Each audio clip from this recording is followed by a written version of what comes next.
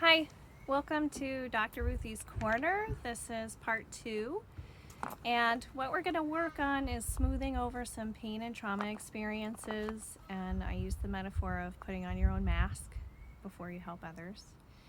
So the homework I had asked you to do is to really think about a behavior or experience that you really want to move with, and hopefully you wrote that down, did your homework.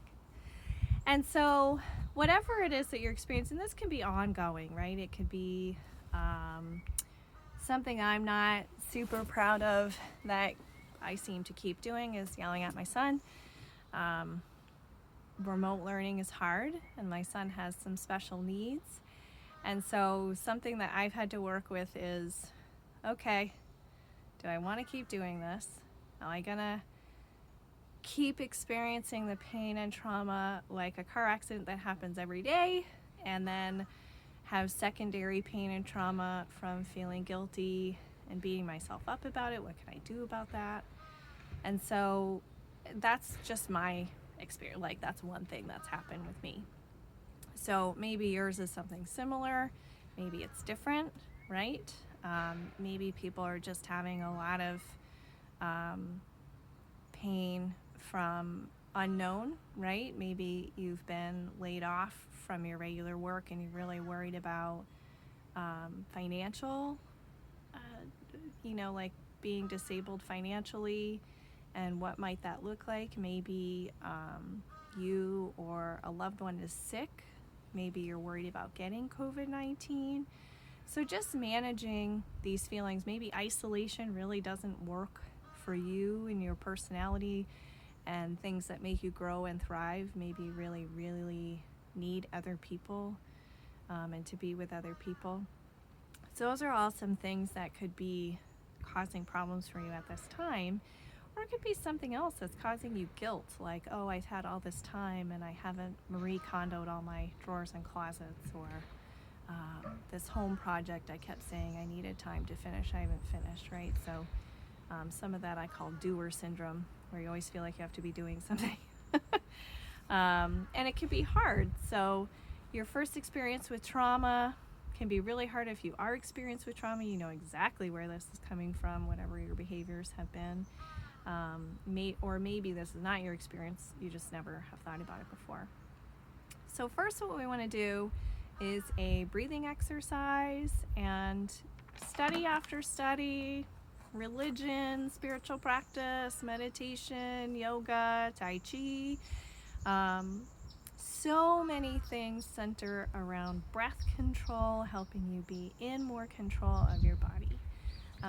Some of the best research we have comes out of Harvard. A female researcher did a study on 8 weeks of meditation for 20 minutes, which was basically just breathing.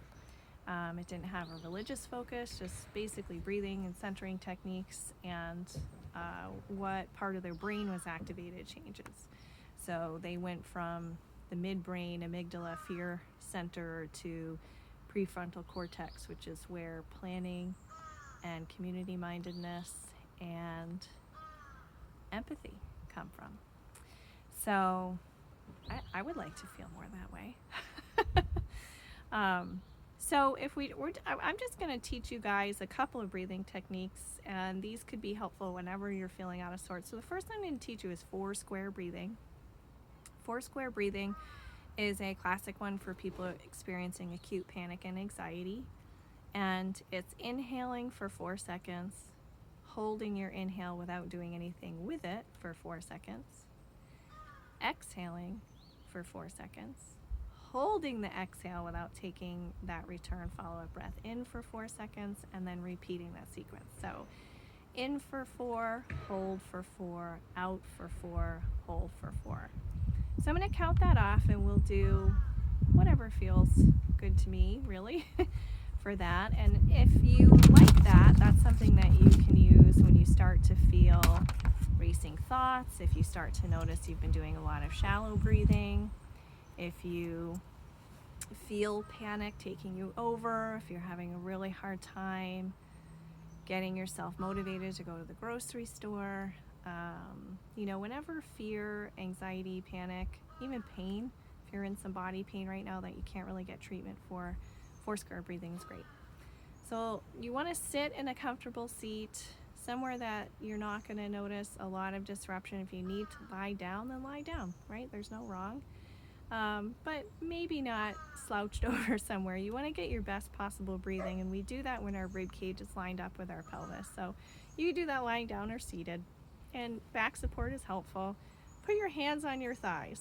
If you're feeling like you want to be open to the experience and you want some input, flip your hands up. If you're like, hey, I'm overloaded and I really would like to protect myself, flip your hands down.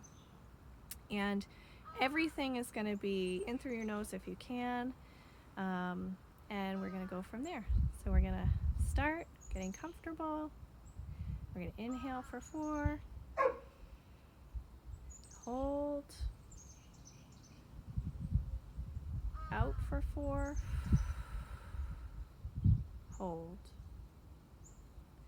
Inhale, 1, 2, 3, 4. Hold, 1, 2, 3, 4. Exhale, 1, 2, 3, 4. Hold, 2, 3, 4. Inhale, 2, 3, 4. Hold, 2, 3, 4. Exhale, 2, 3, 4. Hold, 2, 3, 4. Inhale, 2, 3, 4. Hold, 2, 3, 4. Exhale, 2, 3, 4. Hold, 2, 3, 4. Inhale, 2, 3, 4. Hold, 2, 3, 4. Exhale, 2, 3, 4. Hold, 2, 3, 4. Inhale, 2, 3, 4. Hold, 2, 3, 4. Exhale, 2, 3, 4. Hold, 2, 3, 4. So that's about a minute of Foursquare breathing. And that's just one technique to help you recenter yourself. So we're thinking about balancing, feeling grounded, feeling in our body, feeling in the present moment. Foursquare breathing is very helpful. A lot of psychologists and licensed counselors use that to do just that, help bring people into the moment, help calm the body, and it does sort of foster a better area of your brain to evaluate your problems. The next set of breathing that we're going to do is stacked breathing. So stacked breathing is for people who really want to work with freeing up a frozen diaphragm. And your diaphragm's your largest muscle of breathing. Your heart sits on it. So most of the time when you have a frozen diaphragm, you're not going to feel your diaphragm. Most people have no idea where their diaphragm even is or that it exists. So a lot of people get indigestion. They'll feel constriction in their chest, right? They'll feel like their heart's in their throat, right? And that's because the diaphragm is kind of stuck up and high. You might feel like you can't take a deep breath. You might feel like your digestion is off.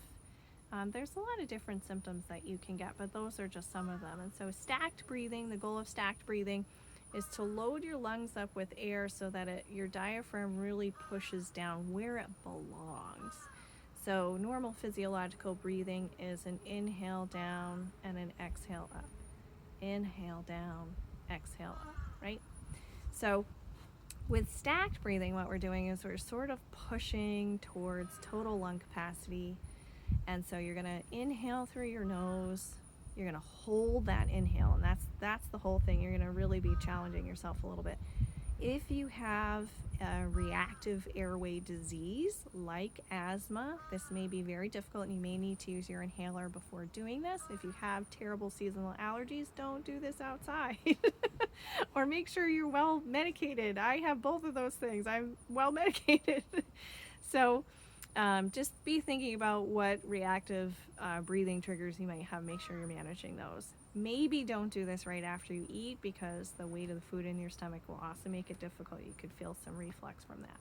So you're going to inhale, then you're going to suck your air in. I'm going to not be able to show you and talk at the same time, because what's going to happen is I'm going to fill up and I'm going to hold my breath as long as I can.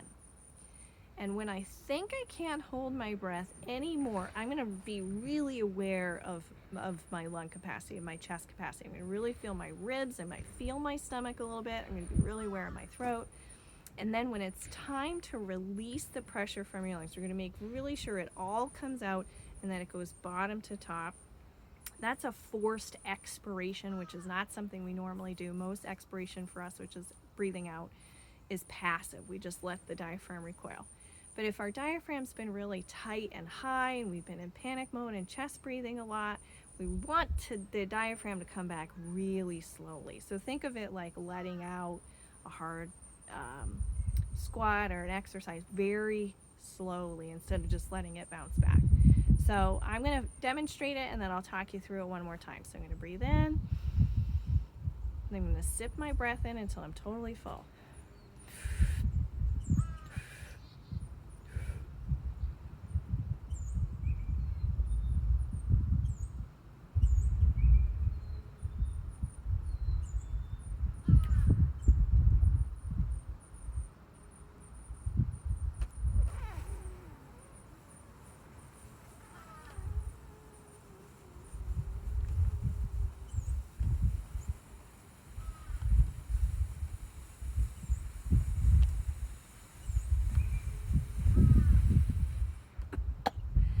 So that cough at the end is a signal that I did my forced expiration correctly.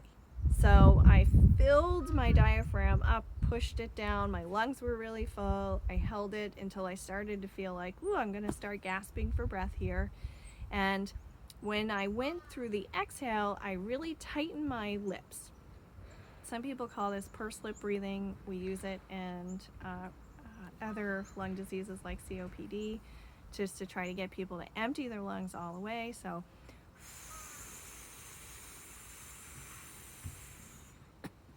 right, so I can do it without overloading. If I just go, nothing happened. I sort of just stopped pushing. So you want to make sure you're forcing the exhale all the way out. There should be a little cough at the end. So I'm going to have you try that one more time. So you're going to inhale through your nose. Keep yourself from exhaling through your nose. Don't exhale through your mouth. Keep really tight lips. Hold that inhale. Let it really fill. Try to think of the air as like really expanding your ribs and your lungs. You're still holding your breath. Don't breathe out. And now suck a little bit of air in and hold that next little bit of air. Let it continue to fill out and down into your lungs. Out and down into your lungs.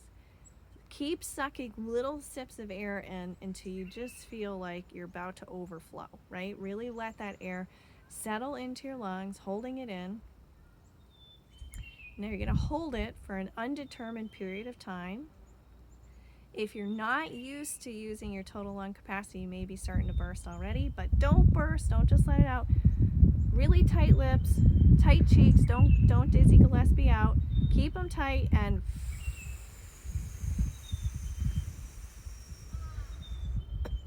to get the little cough at the end. That is stacked breathing. So in this time we are talking about COVID-19, and I've heard some other people talk about lung capacity. This is a great time to do breathing techniques from that standpoint, from trying to make sure your lungs and your diaphragm are really working together to get air as many places as possible, but from a mental health awareness as well, you may actually feel a little more relaxed. So when our heart is really up in our chest and we're really shallow breathing, right? If I was to breathe these little shallow breaths, I might actually start to get some racing thoughts. There's a big tie between your nervous system, what's happening with your brain, and how you're breathing. So just informing your breathing that it can be slower, lower, more relaxed can actually help your state of mind.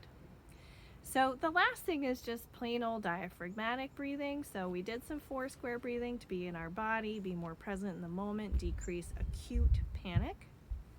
Now we've done stacked breathing, which increases our total lung volume. And if our diaphragm has been stuck up and high, that's helped push that down. And now diaphragmatic breathing is really allowing the natural piston movement of the diaphragm. So let's say my diaphragm's up here. I'm just doing that because of the camera angle. It's really a little bit lower.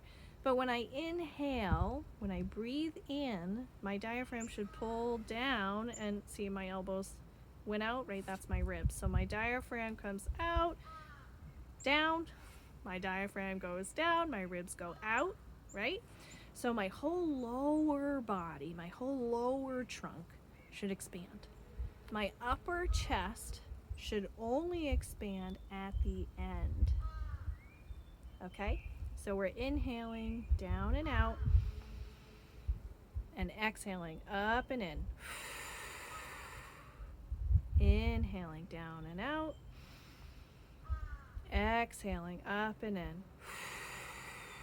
Now I use an active breath both ways.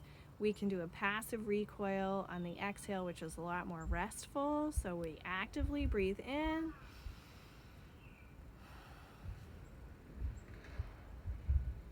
And see, there's a little pause. The exhale is supposed to be longer than the inhale. Some people treat the 4-7-8 method. I won't get into that. But just generally, if you just think your exhale's a little bit longer than your inhale, and you don't need to go, right? And on our normal breathing sequence, there's spaces between our breaths. So try to allow that to happen. So we're sitting and we're inhaling. Slow on the exhale. Pause. Inhale. Slow exhale. Pause. That's natural diaphragmatic breathing. So if you were to do this every day, it'd be like a mini breathing meditation for you, and it would help prime your nervous system that it's not running from saber-toothed tiger, that it's not in acute danger. Start to get you more in that planning part of your brain, your prefrontal cortex, executive functioning, executive decision making, empathy, and compassion, which we can all use more of right now, instead of reaction, fear, panic. Hope that makes sense.